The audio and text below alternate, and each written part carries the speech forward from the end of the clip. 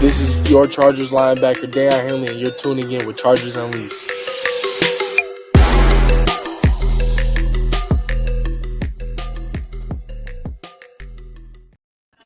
Welcome to another edition of Chargers Unleashed. Jake Hefner and Dan Wolkenstein here with you from the LAFB Network. If this is your first time doing this show, make sure to hit that like, subscribe button on YouTube. You can also follow us on Facebook, Twitter, Instagram, and Spotify, and Apple Podcasts. Normally, Dan Wolkenstein and I would be coming on here talking about a Victory Monday. Smiles, bright-eyed, bushy-tailed, whatever the hell you want to call it. Talking about how the Chargers are 6-3. Talking about how this next stretch, 3 games, very winnable. It's hard to really look at it this way when you look at the last 24 hours of what has taken place for the Chargers. We all saw it. Tennessee Titans. Chargers lose both Joe Alt and Bobby Hart. And of course, 24 hours later, we get the very unfortunate news that Joe Alt is now going down for the year, requiring surgery for the high ankle injury that was suffered yesterday against the Titans, which changes so many different things with the trade deadline that is now looming 24 hours away. So Dan and I will sprinkle in a little bit of obviously what took place during the Titans game yesterday. You could take away some good, some questionable, whatever it is. We'll sprinkle in some Chargers Unleashed hotline, but a majority of what we are going to try to assess today. And this is not us taking one side or the other of what needs to be done, but we're basically just kind of going to go through and lay out the full picture here. Draft capital that the Chargers have available, the available cap space, possible trade targets that fit into both of those different categories, what makes sense long-term and short-term for the Chargers. I know there are so many people in here right now, everybody that's online. Dan even did a poll earlier as it relates to, do we foresee the Chargers doing a move here in the next 24 hours to shore up somewhat of that offensive line? Or do you roll through the rest of the season with what you have and preserve the draft capital because now you only have 5 draft selections in 2026? Dan Wolkenstein, I know this is really tough for you to get even somewhat optimistic, and that's by your standards, to talk about this. But we're going to try to not be doom and gloom here because there is still potential. We're not going to shy away from the fact that the Chargers are 6-3. We're not going to shy away from the fact that it is still possible for a playoff run, even with this unfortunate news with Joe Alt. But we're going to try to be as real and down the middle and unbiased as we can in all this. And we're going to just try to lay it out 24 hours until the trade deadline to see what the Chargers could possibly pull off. Yeah, this is a bittersweet day, I feel like, for Chargers fans. We are live. If you have comments, thoughts, if you need some therapeutic questions answered, you put them in the chat. We are here for you. Right here. We are all processing this and trying to figure out what to do and how to move forward and what to expect from this team now with the news of both Rashawn Slater and Joe Alt not being in uniform again in 2025. And it sucks. But it's bittersweet. You see a team that's decimated by injury, that, completely shoots themselves in the foot a few times, fluke touchdowns. The defense only gives up 6 points, ends up winning their 6th game in 9 tries.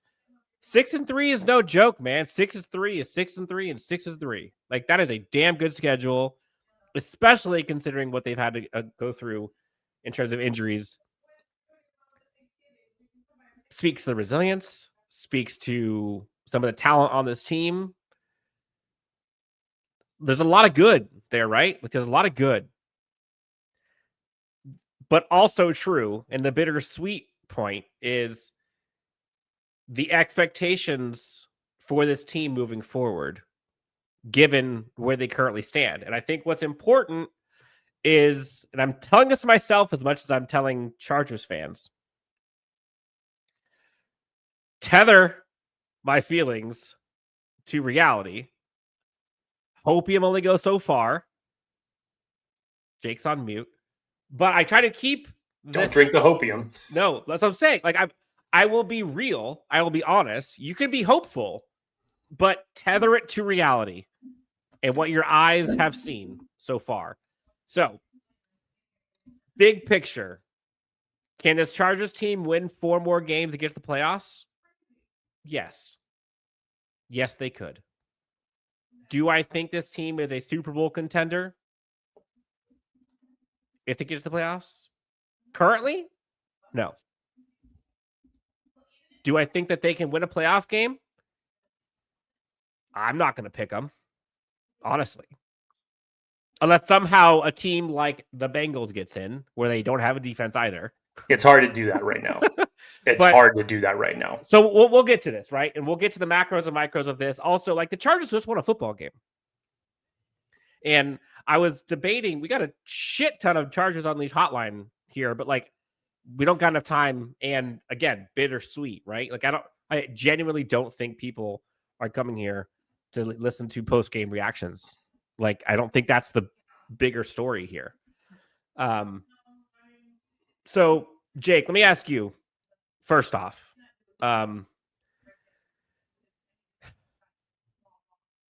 where's your mindset? Because you and I we haven't talked on the phone really about this today. What is your mindset like for the 2025 season right now? Like, where are your thoughts? It's kind of all over the place. It really is. You can't look at this season to say that it's over because the Chargers are 6-3 in arguably the toughest division in football. They're 3-0 in the division. You're in a stretch right now where 2 of the next 3 games are extremely winnable, and that's even without Joe Alt when you look at it. And this is the stretch that you need to win games, considering what you have in the final 5 weeks of the year. But at the same time, we've seen what this offensive line looks like without Joe Alt. Yeah. And then on top of it, Bobby Hart goes down, who had unseated essentially Trey Pipkins when he was healthy for the right tackle spot. Played great against Minnesota. And then goes down with an ankle and a groin injury. And now you're in a position 24 hours before the trade deadline expires, and you could possibly have now an offensive line of Jamari Sawyer at left tackle, Zion Johnson at left guard, Bradley Bozeman at center. There was positive comments from Jim Harbaugh today at the podium in terms of what he expects from Mekhi Becton this week. He said he does expect him to be out there and practice. TBD on whether or not he is going to be able to play this week against the Pittsburgh Steelers, and Trey Pipkins at right tackle. Your starters and your depth have taken such a hit this year, and we've seen what it looks like. We've seen it at its worst against Denver. We've seen it at its worst against New York, against the Commanders. And to have it happen yesterday against the Titans, who were coming into that game without Arden Key, without Jeffrey Simmons. They were bottom 10 as far as pressures defensively going into that game. And you sacked Justin Herbert 6 times and you hit him another 11 times. And credit to Justin Herbert for finding a way to win that game. But if that's what's going to happen against the Tennessee Titans, there's no way that you can look at the rest of these games coming up with the blueprint that they used, which seemingly was so simple to just throw stunts at the Chargers left and right, and it got through repeatedly. There's no way you can't have some doubt in your mind in terms of how far this team is going to go. And to do that and to essentially say, Justin Herbert, go on, put your Superman cape on behind that offensive line, that's a big risk if you're asking Justin Herbert to throw the ball 30, 40 times a game. If your run game isn't able to, be a part or a productive part of your offensive game plan like it was yesterday, that is a tough, tough mountain to climb. And the last thing that you'd want to see is obviously any injury to happen to number 10. He's already been hit more than any other quarterback in the league. It's not going on an upward trend. It's not stopping anytime soon. Justin Herbert is still the man.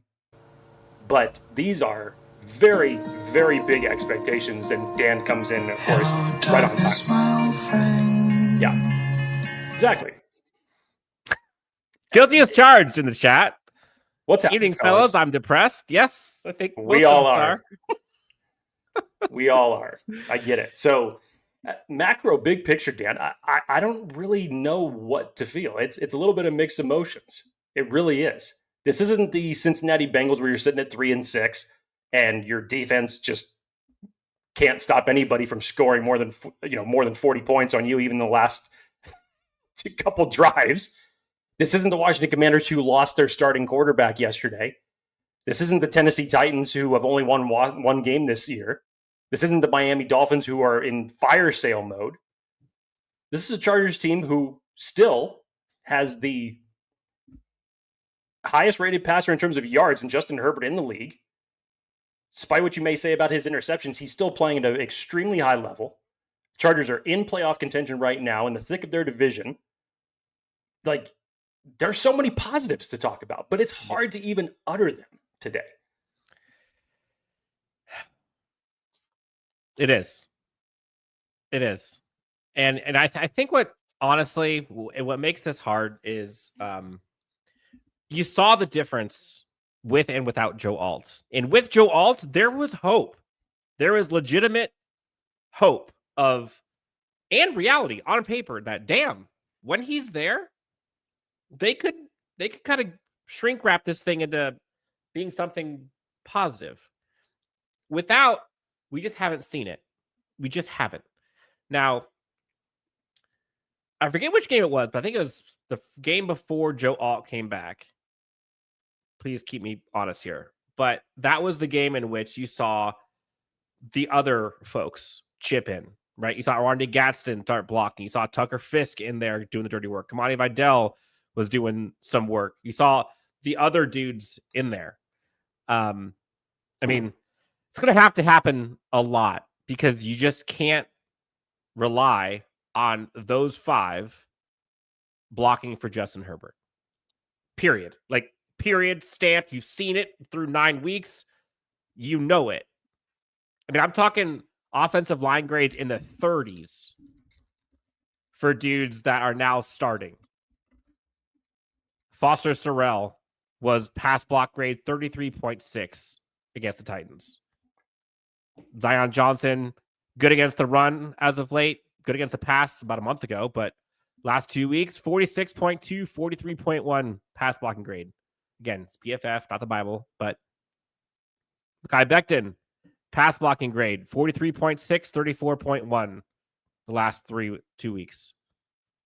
Deculus, there were games in the 20s for this dude, pass blocking. Trey Pipkins had 2 games, had 1 game in the 80s, 1 game in the 60s. The rest are all 40s. He's at 159. That's what you're looking for. I haven't even brought up Bradley Bozeman yet. Somehow, Bradley Bozeman actually had a good game this past week. 78.7. You can tell me whatever you want. I'm not believing it. You can tell me whatever you want. I really just don't care, honestly, after that. Yeah, and so this is kind of where I stand. And I'd love to get your reaction. Chargers fans, I think that there's always gray area, right? Like, things aren't going to be black and white. And to me, like, Joe Hortiz he's in a little bit of a predicament because, like, you can't have it both ways. And this Chargers team wants to be aggressive and they want to go after it every single year. And Super Bowl or bust, right? Like, that's the theme. Competitors welcome, blah, blah, blah, blah, blah. I get it. But you can't completely cripple your future for the current season where your ceiling can only go so high. Like, for example, if they had their tackles or 1 tackle, and maybe they were a running back and a defensive lineman away from, like, really being a contender. And you say, you know what? Screw it. F them picks. They're going for the Super Bowl this year. But ask yourself, with 5 picks currently slotted for next year, which we're going to get into in a bit, Joe Hortiz, who likes picking is looking at a roster now that is without its top 4 of 5 offensive tackles, without its top 3 running backs, with an offensive line he currently has with the current grades that you've seen, with the current money which he has, which we'll get to. And he's wanting to trade away future assets to improve that. How much of that are you going to be able to improve? So when you got Justin Herbert, right, anything's possible, mostly. But for context, this offensive line is now much worse than it was last year, and you saw what happened to Houston. We all know the script of how to beat Justin Herbert and how to beat this offense. Do I see that script getting flipped? I mean, I got 2 years now, a year and a half of me saying nope. And you got a slate coming up with defensive fronts, Raiders, Steelers, Jags, Eagles, Chiefs, Broncos. Do you honestly think that those defensive fronts are not going to absolutely feast? Honestly. I mean, I don't know Shouldn't how have feasted yesterday, and they did. That was the Titans without their dudes. They just got that. Was D'Ernest Jones got to the Ravens trade because of how great he did. Draymond Jones, excuse me. Sebastian Joseph Day had a mini revenge game yesterday. It was bad. It was really bad. So while I do not want to see them mortgage the future for this season,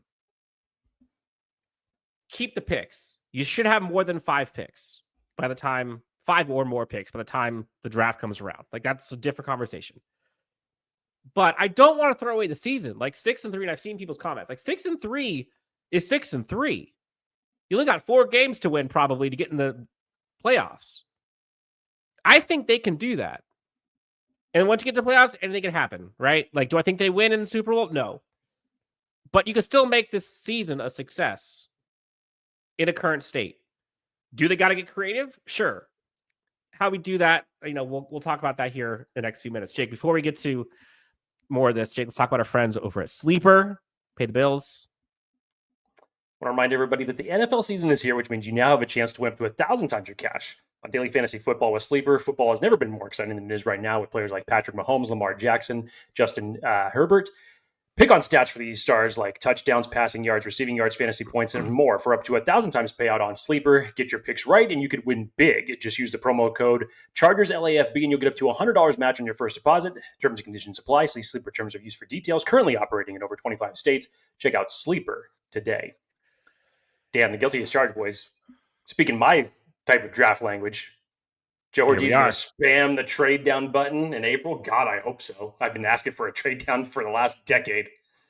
Hit me with that. He's probably going to have to. I mean, reality, he is probably going to have to do that with a limited amount of draft capital. Who knows what's going to happen in the next 24 hours? If anything else gets exchanged, obviously, for offensive linemen.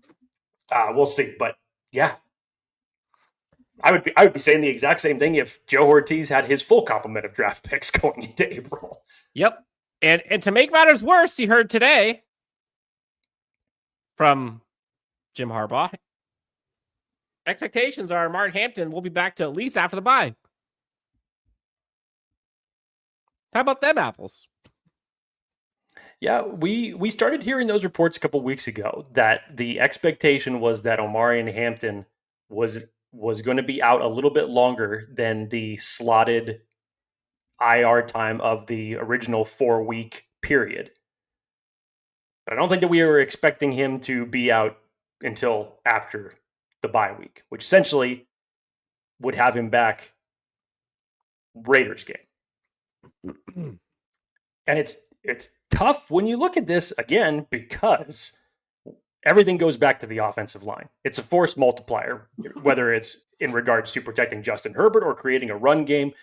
Kamani Vidal has done an exceptional job over the last several weeks in trying to pick up the pieces of the Chargers, losing Najee Harris, losing Omarion Hampton, losing Hassan Haskins.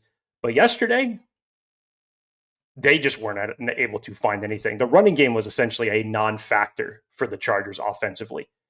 You were able to get off a couple runs here and there, but really it just was not a factor for the Chargers. And it had to be on Justin Herbert's arm that they won that game. But it was not as balanced of an offense as you saw against Minnesota. Wasn't as balanced of an offense as you saw against the Miami Dolphins.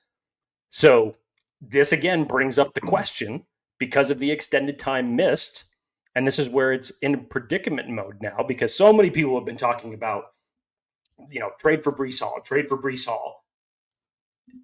First of all, I don't think the Jets want to give away Breece Hall because they have their own issues at running back depth-wise for them. Number two, are you willing to part with a third-round pick for a running back after you already invested a first-round pick and signed a free agent on top of that this year? Again, I know that nobody can predict injuries, and I'm not saying that it should or shouldn't happen. I'm literally just trying to lay out the map here. Or do you look at other free agent options, given the circumstances? Do you think that you can withstand just having Kamani Vidal against the Steelers, against the Jaguars, and possibly against the Raiders? It's possible. I actually have a lot of belief in Kamani Vidal. But it's the offensive line, to me, that's the bigger issue. So to me, it really would not matter if you went out and you made a trade for Breece Hall, if you went out and signed another free agent running back. If that offensive line is performing in the run game the way it was yesterday, it's not going to matter. It's not. And again, you're going to give up your third round pick this coming season? I'm not. And again, like if Joe Alt was there and you got Joe Alt, Tucker Fisk, and the crew, right, to help block for Omari and Hampton, sure. But like you saw what happened to Saquon Barkley in New York and what that looks like in Philly. Like, yes, great running backs matter, like 100%. There's only so much they could do when your offensive line is absolute trash.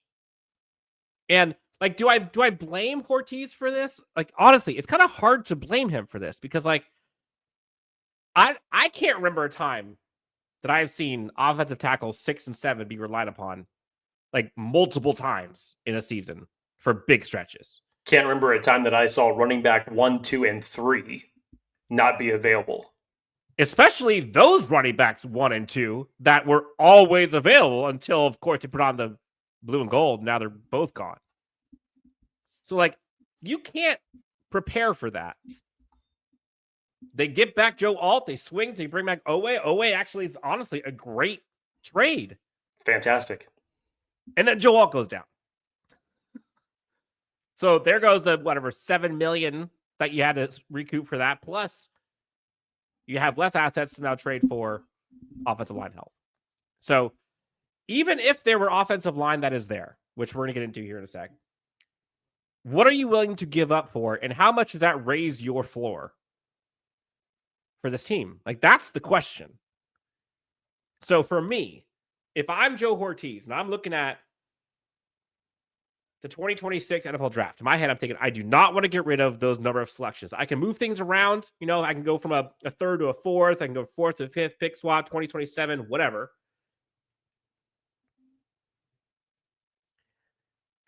But I'm keeping my 5 picks. Like, I'm not going lower than 5 picks. I almost guarantee that they don't have only 5 picks by the time the draft comes around. But pick swaps, 2027 picks, free agents, practice squad, sure. Like, I would be hard-pressed to believe that there is not a better practice squad offensive lineman out there than what we currently have for this Chargers starting 5. Not even starting on the offensive line across the NFL. I'm talking practice squad. Let alone free agents and a trade. So I'm not calling this like bargain bin shopping. I'm just calling this being realistic and being, I don't know, somewhat responsible. It is a tough predicament to find yourself in. But the worst given the part, news in 24 hours before the trade worst deadline. part, and this is what sucks. And I realized this like halfway through the day was like, sure, should we punt to 2026 or should we, be conservative or whatever you want to call it, right? Don't trade assets for this current season because it's not going to be fruitful in terms of Super Bowl. So then what do you do with Justin this season? Do you just put him out there and just cross your fingers? Do you put in? I know they're not going to put in Trey Lance, but like, what if something happens to Justin? Week 12, week 11, week 13, 15. That impacts next season. They're kind of damned if they do, damned if they don't. Like, this is kind of a catch-22, honestly. So I kind of lean towards, if I can do pick swaps, if I can figure out something that does not take much capital for this year, or excuse me, for this year's draft, I'm leaning towards doing it for the offensive line only. That's it. Only the offensive line. Because that is your present and your future that you are protecting. Everything else is tertiary. Everything else doesn't matter if Justin's not there. So I feel like I've been on soapbox here for a bit. I apologize, Jake. Want to get some of these comments? Sure, let's hit them. $5 super chat from Anthony Joseph. Thank you, Anthony. Give up picks next year for offensive line help because if 10 gets injured, he can get really injured where he's not even the same and probably linger. I mean, there's several ways where you can break down coaching malpractice. You saw it last night with the Washington Commanders and Jaden Daniels and what took place in that game. That's obviously that was a decision of itself, and obviously a very unfortunate injury to take place to Jaden Daniels. But yeah, the last thing you want to see is an injury to 10, whether it's behind this line or hell, behind a healthy offensive line. It's just going to be tricky when you're thinking about, because there's more to this than just giving away draft assets.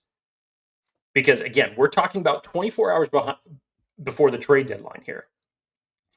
And right now the Chargers they only have just under $3 million in available cap space.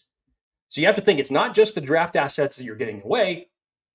If you're going to bring someone in, it has to fit under the cap. And whether you rework something to try to create cap space, rework a deal for someone else, there's more to this than just to say, hey, I'll give you this pick for this player. Let's do the deal. Also, something that we've been saying essentially for the last month and a half, no team is going to part ways with good offensive linemen. And that's regardless of the picks, unless you're firing away first rounders, which you definitely don't want to do. Or if you have a surplus. Or if you have a surplus. Or if your team is tanking. Or if you're deep. Or if, yes. So again, that limits your window for what you can actually pull off here. So there's very few possibilities here that the Chargers can realistically do that either A, give away minimal draft capital in terms of what round they're going to be giving up in their picks, what's going to fit under the cap, and also teams that are willing to even listen, because who knows?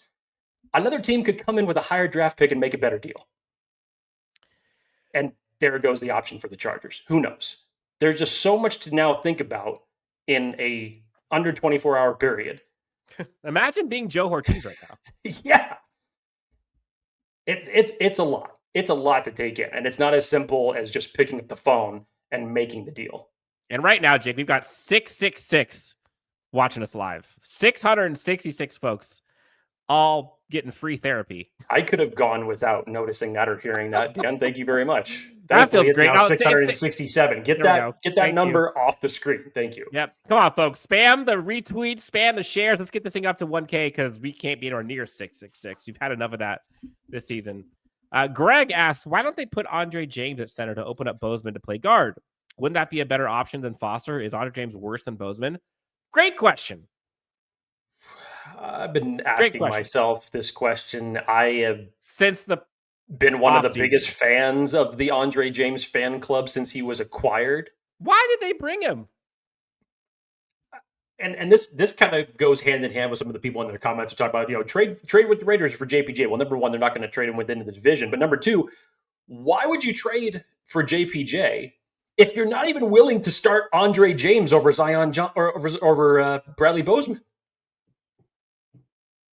Trading for JPJ isn't going to happen when you're not going to exchange the bad play at center for the backup that you signed that could potentially be better. Well, in fairness, we saw Andre James play earlier. I think it was a preseason, and got absolutely rocked. So, like, I'm not saying Andre James is the solution, but what I'm saying is it can't get much worse. Yes, what I'm saying is, like, status quo is not good enough. Like, it's simply not good enough. Now, again, Bradley Bozeman on the whole, these past few weeks have been okay pass blocking. But, like, when you've got offensive tackles that are out, this many of them that are out, like, there is no, you got a lot of weak links. Where's your strong link? Like, who is your best offensive lineman right now? Honestly, is it Zion? Look, Dan, remember the Kansas City Chiefs last year? They had their own offensive line struggles before they ended up making that playoff push.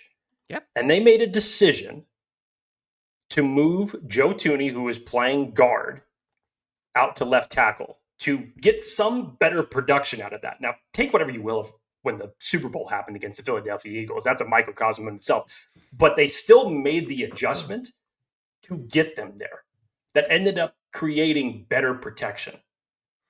I don't know how you could look at this for this long of a stretch. This isn't just a one-off type of a period, but especially now for the fact that you have lost Joe Alt for the season. We have no idea when Bobby Hart's going to come back.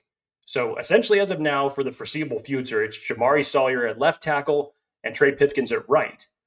But if you're tip of the spear conversation and your number one objective is to better Justin Herbert, not just from a standpoint of a cachet of weapons, which he has, but keep him upright, it can't get much worse. To me, give it a shot. Anthony Joseph, $5 donation. Thank you, Anthony. I love this. Even though we're all sad, you'll still so maybe it's not free therapy. I appreciate you guys. It's amazing. Who is more to blame, y'all think, for not getting offensive help before the season started? Or do you think Hortiz knew that our window was actually next year? Again, yeah, go ahead, Dan. No, take it. I've talked enough. I was just going to say, hindsight's 2020. I love Trey Harris on this team, and I love the production that he has been getting as of late. But I loved me some Tate Ratledge through the draft as well. He was right there in the second round. I questioned after the draft was over why the Chargers waited until the 5th round to make a selection on an offensive lineman who obviously ended up getting injured during the preseason, hasn't impacted the team whatsoever this year.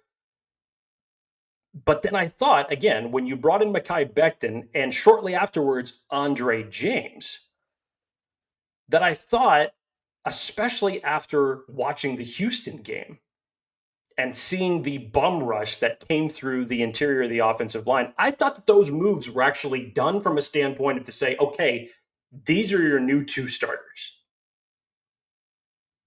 And it didn't pan out that way. So you can look at it to say, okay, one side of coin to say, well, the Chargers went out and got 2 free agents for offensive linemen in free agency. They passed on the draft, which again, I still question. Even with the depleted center class, I still thought that they would have taken a shot at one of them, especially on day 3. They did bring in Joe Alt. They did bring in Will Dissly. Like, those are all pass blocking focuses. You're going back. I'm just saying generally, people would say, like, oh, Hortiz ignored the offensive line. Like, it's just not true. It hasn't. I would say it hasn't been invested at the level that you thought it was going to be. But then on top of it, is it really the best 5 that you have? That's a good question. And I think that's what everybody is asking. The best 5? Because nobody can predict injuries. And this many is insane. Right. But it is an anomaly regardless. Other teams can figure out a way to win around that. You can scheme around things like that to have quicker passes over the middle, should make it a short game so you can negate that opposing pass rush. But at the same time, I would argue, is it the best 5 that are out there? Look, like here's the thing, right? Like if I'm Joe Hortiz and I go into the season, I got 2 all-pro tackles. I've got a guard just won the Super Bowl. I've got a first-round pick in Zion Johnson, who I think I can, reclamate. I've got Bradley Bozeman and Andre James. I've got Trey Pipkins as my swing tackle. They went and drafted Carson Barnhart. Remember, it didn't work out, but they drafted a guy. I know it's late. Let's not forget they were actually giving consideration to Zion Johnson at center before the idea of Andre James possibly working in for starter snaps. But you know what's ironic that I'm just kind of putting parallels to? What plagued this Chargers team for years under Tom Telesco was they were very top-heavy. But once those top-heavy guys got injured, the depth killed them. And Joe Hortiz, to his credit, has drastically developed and brought up that underbelly floor, right, of this roster. But lo and behold, the 2 stars, right? The 2 stars on your offensive line get hurt. And what does that underbelly look like? Doesn't look good, Bob. So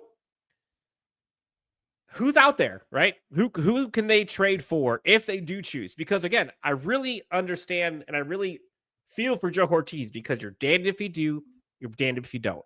If you wait for next year and you just kind of grit your teeth and hope for the best for this year, and God willing, Justin Herbert doesn't get hurt, like, all right, sweet. But if he does, they're coming for your necks.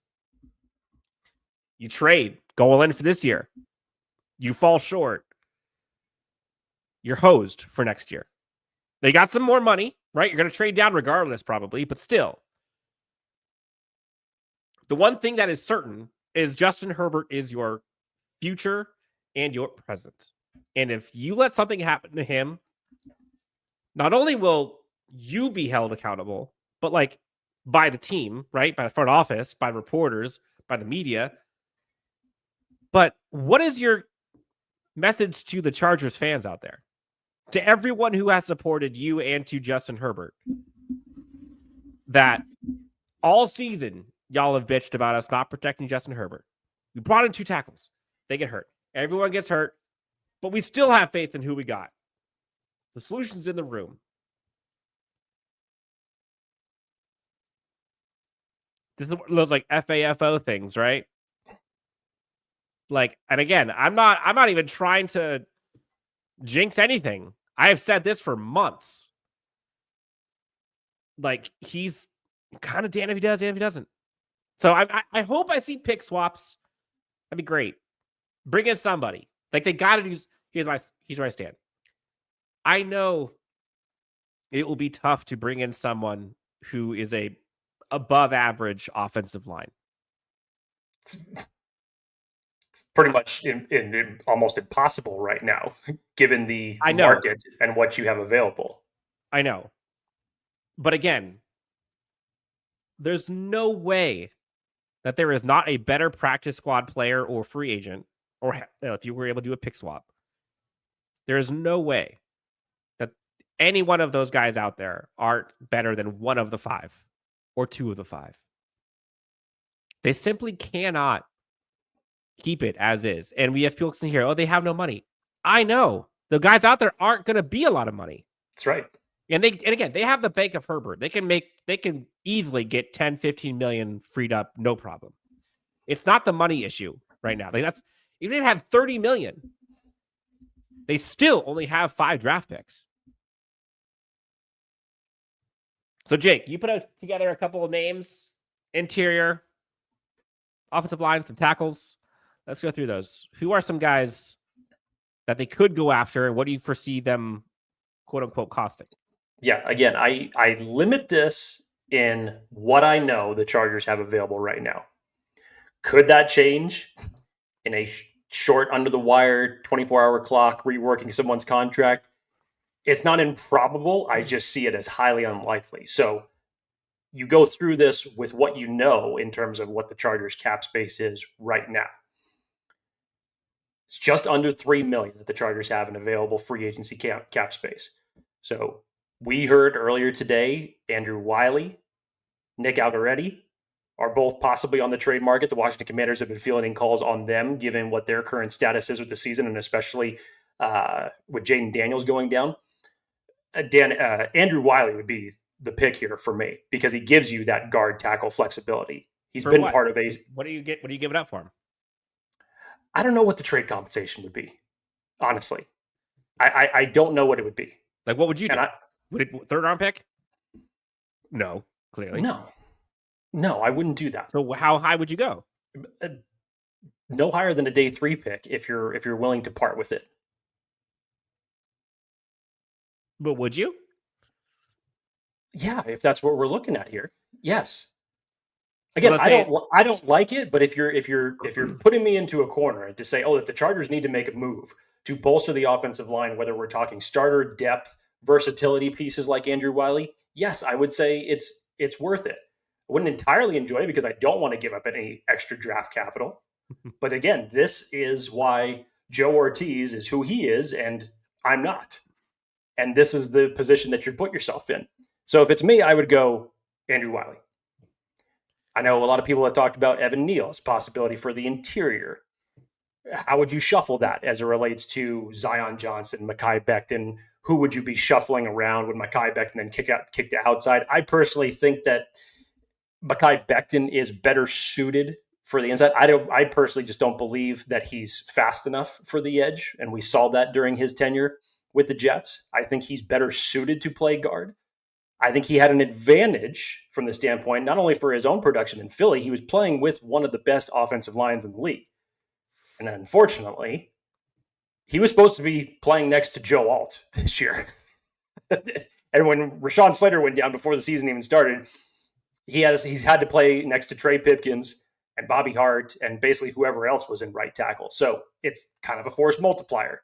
But in Mekhi Becton's case, on top of the injuries that he sustained, it's also affected his play. I truly believe that. Dan Skipper, is one that I actually love, and as a possibility, just because of a standpoint of depth that the Lions have, because they have is it Taylor Decker, I believe, is their starting left tackle, and I know Daniel Popper has brought Dan Skipper up as a trade possibility. I'm not sure what it would cost, but that wouldn't be one that I would be unhappy with whatsoever. I would say that could be an immediate plug at left tackle if that's the case. Yeah, I'm with you. And I'm as you're doing this, it looks crazy. I'm over here kind of scouring PFF, just looking at like overall grades for some of these guys. Alec Reddy, like his pass protection is bad. Yeah, Andrew, I know. Andrew Wiley, I'm with you. He's not great. Like he's 66. I think it's like a 60 or 60 something pass blocking grade compared to the 40s and 30s that we've seen. Like that's pretty good. Okay, fine. Then trade a 5th round pick. If you want to acquire one of these, put forth in the chat, by all means, what would be the draft capital that you would give up for any one of these? Mind you, the Chargers don't have 6th and 7th round picks as it currently stand right now. Mm-hmm. So what would you give up? It's either you make the deal or you don't, and Justin Herbert is left with the offensive line. So what do you do? And of course, any rational person to know what the value would cost, it always takes 2 people to make a deal in this circumstance. So Joe Hortiz can go on the phone and say, hey, I'll offer you a 5th round pick for Andrew Wiley. Washington can easily just hang up the phone. So Andrew Wiley has a 62.2 pass blocking grade, which honestly I would take. And that's actually pretty good considering like the time of year, what we could possibly be getting. And for reference, that's 54th in the NFL among all guards. Okay. So when people say, oh, you're not going to get starting offensive linemen, maybe, but the Chargers offensive line, you know how low they are on these lists? Like so low, like far lower than this. I'm talking in the hundreds. Michael has a good point, though. Other teams know the situation the Chargers are in. They have no leverage. So everyone that says, pick up the phone, make a call. What are you doing? What's your move? If that's Hanan puts forward here, if that deal was possible, then sure, I would do it. Because he put forth a 6-rounder in 2027. Hanan Derry, sure, there are 64 guards bringing us the bottom 10. The bottom 10 is far better than the bottom 140th.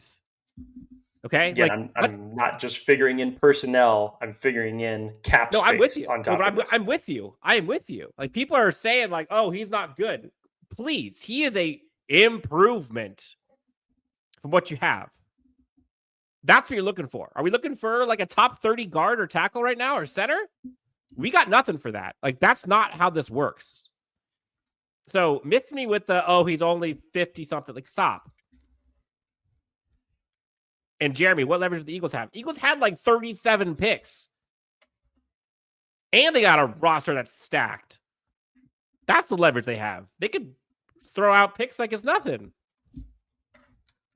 So, like, let's be realistic here, okay? Again, I will say, going into the season,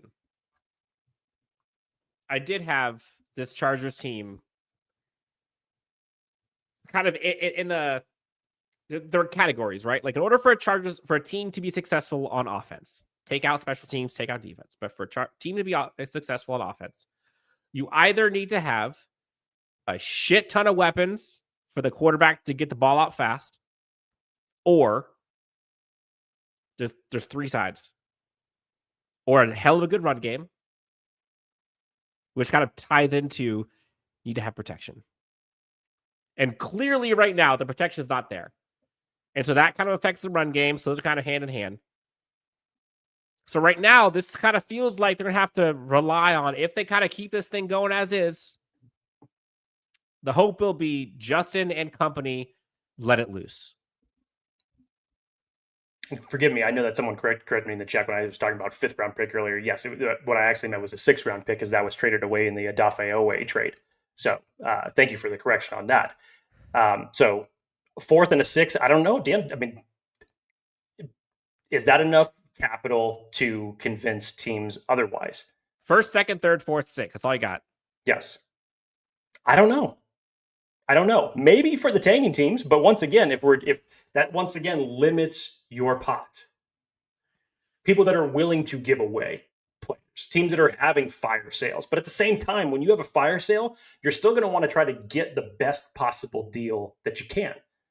So is a 6th rounder going to be enough to convince another owner to make that deal? For us, absolutely. Sure, why not? But we're not in the owner's seat.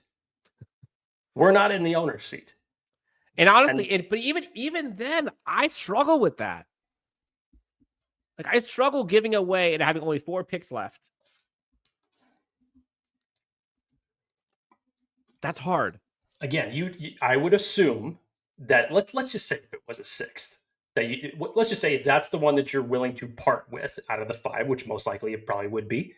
So if you were able to acquire someone for those, again, highly unlikely considering the draft compensation, but hey, we've seen stranger things happen.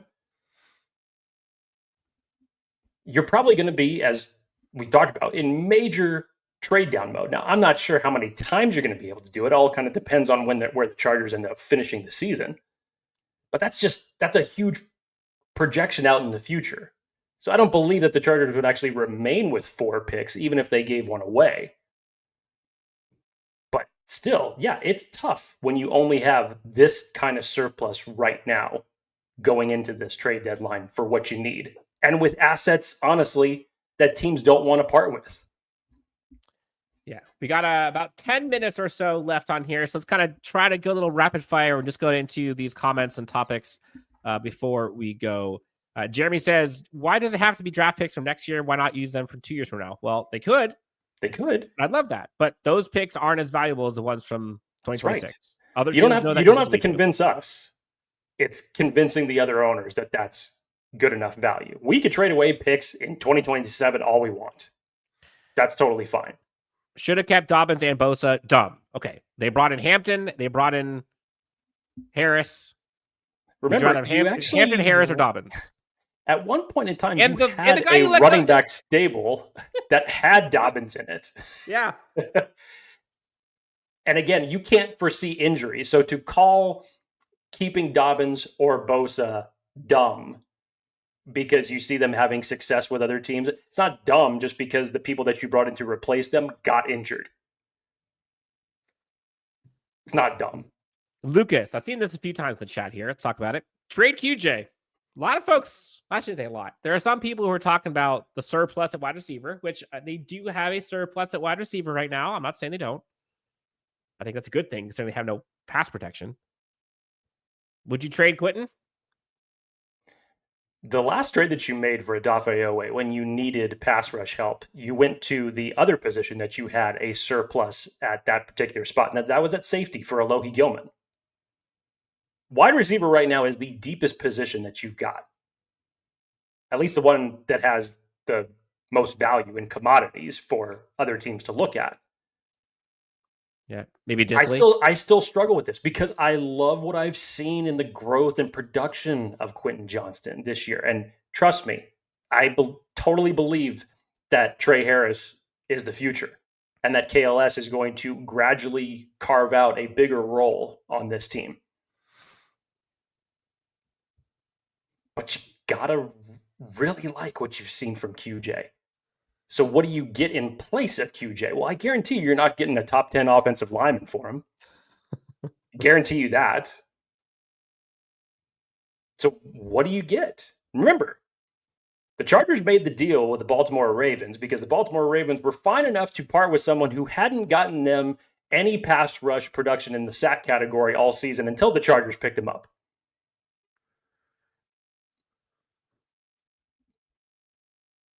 Trades worked out pretty good, I think, for both sides.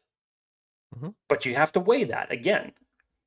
What do you think you could get for QJ realistically right now?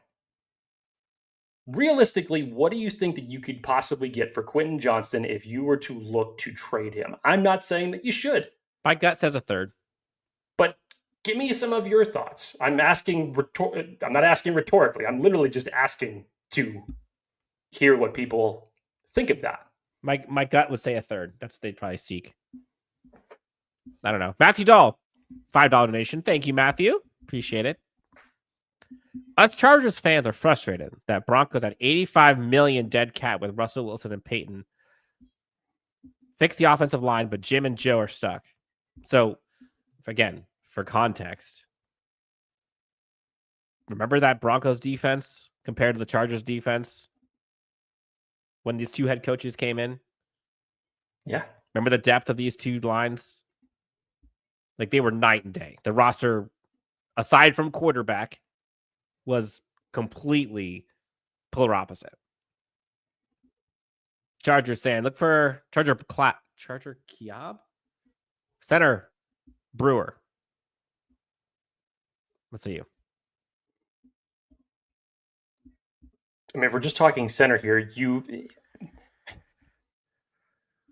I can't think of going out and getting a replacement free agent center or trading for a center right now because you still won't move off of the bad center that you have even when you went out and signed a backup.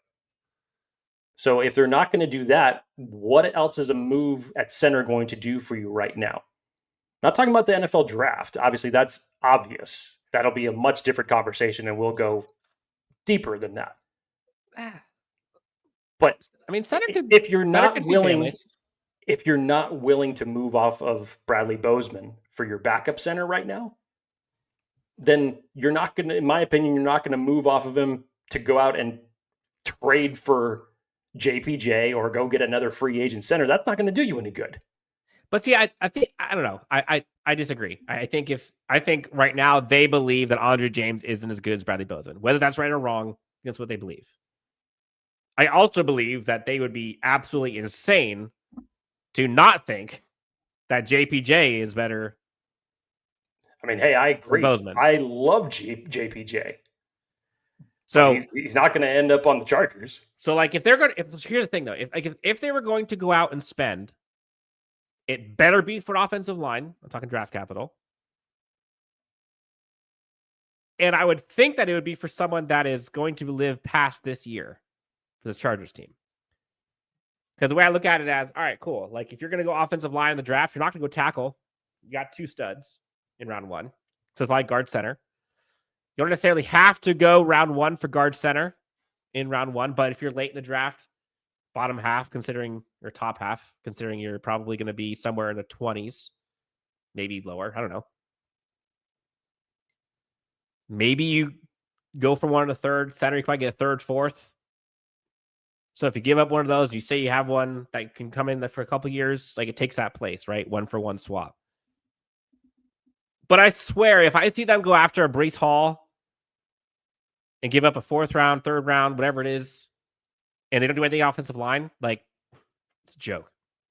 It's a joke to me. Yes, there are other positions that they could make moves for, but they do nothing in terms of improving this team's chances to win anything if they don't do anything for the offensive line. I will stick to that till the cows come home. So until I see this team improve the offensive line, nothing will move me. Nothing. I mean, you can go get a great running back. Cool. It's only going to do so much. Go out and beef up your defensive line. Awesome. Your offense can't score. Go out and, I don't know, go get a receiver. Doesn't matter. Go get a corner. Won't matter. So, don't want to beat a dead horse. But, Jake, anything else? I mean, like, flip it real fast. Hype me up. Going to hype man. Hype you up? Yeah, if you're I think everybody hates me right now. If you're Jim Harbaugh, in terms of the things that I if you're Jim Harbaugh right now, and you're saying we got the guys in the room, what's your plan? Honestly, like I'll say the same thing. Like what? Like how do you spin this to try to get your guys like ready to go? You better scheme the shit out of what you at least need to do this week against Pittsburgh Steelers, because yes, Daniel Jones turned the ball over 5 times in that game. But that was a team that fielded arguably the best offense coming into this last week, and you held Jonathan Taylor to some of his lowest production all season. You obliterated what was thought to be one of the best offensive line, and this was coming from the defense that was one of the worst in the league. One of the highest paid, yet worst statistically in the league defenses. And you just did that to the Indianapolis Colts. The same team who bum rushed you defensively just a couple weeks ago. So how are you going to scheme up for this game now that you don't have Bobby Hart, now that you've lost Joe Alt for the season? It better not be Justin Herbert throwing the ball 50 times. If he is, he better be getting that ball out extremely quick. 5 to 7 step drops do not exist. In the pocket, I'll say. Yes. But those plays do not exist. They should be taken out of Greg Roman's playbook until it is proven that you can at least do something from a scheming perspective to keep that defense at bay. It's kind of going to be tough, though, when you've got TJ Watt and Cameron Hayward coming into town against the offensive line. And Herbert and company. That's what I'm saying, man. So here's the thing. The Chargers team, if they wanted to, right? Like I think that they can still scheme through this. Because again, I think they have the weapons outside, and Lord willing, with Amari Hampton when he gets back, to get open quickly. They have the tertiary guys who can help with the pass blocking, right? They have the receivers, Keenan Allen, Ladd McConkey, Trey Harris, all love blocking. They've got Will Dissly, and they've got Tucker Fisk. They've got Scott Matlock. I'd probably get the former two. That can kind of help be that 6th or 7th offensive line. Touchdown receiving Scott Matlock. Don't forget about that. They've got a mobile quarterback that can extend the pocket, can move the platform so they can give himself more time. Like they have the tools where if they want to change the math, they could. Will they? That's the question. Haven't seen it yet. Haven't seen it yet. Even when Joe Alt went down for a period of time, you didn't see it. Hanandari and Harmon and Highsmith. Yes. Yeah, keep the list going. Thank you. Keep the list going because it's this brutal. is a defense that everyone was saying was, it was bad this year. Like, nope, no, they're not. Like, come on. Like they finally pissed him off enough, and then they went out and wrecked shop against the Colts. So if you don't see, to Jake's point, if you do not see them schematically on offense adjust the hell out of what we've been doing so far, I don't know, man. I don't know. But Joe Hortiz is in a tough spot, dude. Like, people saying, oh, it's his fault. It's his fault to blame. Like, remember, everyone last season was talking about how Herbert had no weapons. It was Ladd and a pack of gum. Got him weapons. So he got him a shit ton of weapons. But, comes at cost. Yeah. And you can't foresee injuries. Nobody foresaw Rashawn Slater or Joe Alt going down for the season. Nobody saw that. I would have invested a little bit more in the offensive line, but still nobody could have foreseen that. Agreed. But there's other teams in the league that have sustained more or just as many injuries as the Chargers. Maybe not at one position, but they've still found ways to win. And you do that by schematically drawing up your game plan in order to make those type of things happen. And you have the quarterback that can make that happen. You have the quarterback who can put the ball wherever he wants. You have a quarterback who can obviously use his legs to extend plays, just like we saw yesterday from a matador to a bulldozer that he was. It's tougher for you to win games when you don't have a quarterback of that quality to scheme up things like this. You have the quarterback. Yeah, like it's not over. Like I think that's. I know there's been a lot of doom and gloom here, right? And we're going to be getting out here in a couple minutes. It's not over, but they can't be stubborn. They just can't be stubborn. So adjust. Hanandari, do not drop back more than 35 times. And this means no early interceptions and fall into passing game. Good defense, interception-free Herbert is hard to beat. Agreed. Yeah. But again, we've seen defense these past 2 weeks has been pretty good. If that can continue, great. If Justin Herbert can become what he was last year in terms of efficiency and not turn the ball over, again, he's had terrible luck this year. Some bad throws. This past week, Tennessee, bad throw. But they got a lot. They got a lot to figure out between now and then. Jake, anything else before we head on out of here? No. We'll see what happens in less than 24 hours. Again, not saying one way or the other because you can make a case for those of us who want to keep those draft picks, write it out, see that Jameson, obviously, I don't know which way Jameson would fly. Would it be towards making a trade or would it be towards keeping the draft picks? Jameson, what do you think? Do you want draft picks? Or do you want to... He's like, I want dinner. that's what he's saying. He's like dinner? Dinner? Yes. Did you say dinner? Exactly. You want dinner? Yeah, you can make cases both ways, whether it's to keep your draft picks or try to swing a trade that's going to do something to bolster that offensive line for depth or starter purposes, whatever it is. And we'll see. And again, Dan and I did not come in here to try to be doom and gloom on everyone. Nope. It's just try to laying out the full picture and the tough spot that Joe Hortiz is in. It's tough. 24 hours before the deadline and one of your best offensive linemen is gone. It just couldn't be worse timing.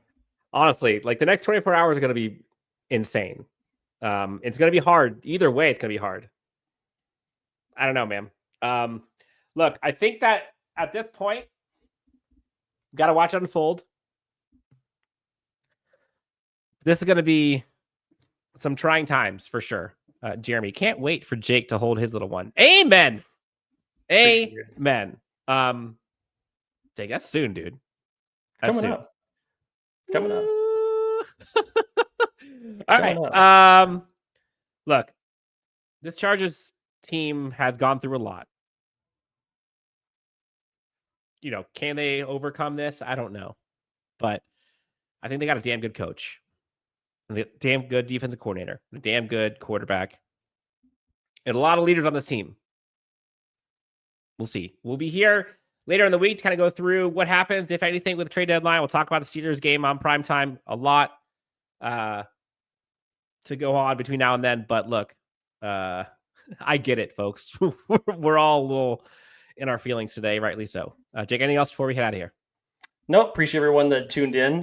Great turnout today, all things considered. After what we should be celebrating is a victory Monday, and I know that with the trade deadline and the Joe Alt unfortunate news kind of overtook everything, so we had to really shift gears in terms of what we were going to be doing for the show today. But appreciate all you guys as always. Love doing these live shows with every one of you and getting your perspective, because it's just as equally as important as what we're talking about, because we all just love talking about Chargers football at the end of the day. So appreciate everyone for tuning in. We got prime time this week, Dan, and we're going to get into it later on this week. So we'll see what the roster looks like by the time that we do that. Victory Monday, a little more somber this week, but still 6-3. We'll see how Joe Hortiz manages this. But until then, we'll talk next time. This is Jake, Dan, Chargers Unleashed. We'll talk to you next on Chargers Unleashed.